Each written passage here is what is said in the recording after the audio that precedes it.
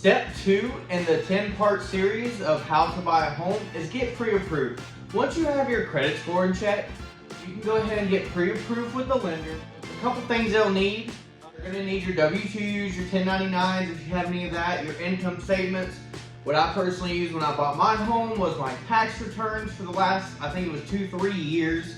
Assets like bank statement, retirement accounts, stock accounts, debts, including your monthly expenses. So what you're spending now, that includes car payments, student loans, motorcycle payments, boat payments, whatever. Records of any bankruptcies, if you've had any, or any foreclosures in the past.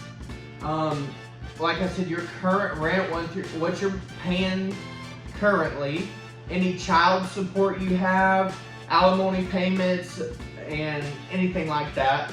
So when you're pre-approved, you'll receive a letter, and you're going to take that letter, and I'll tell you what to do with that letter in the next video.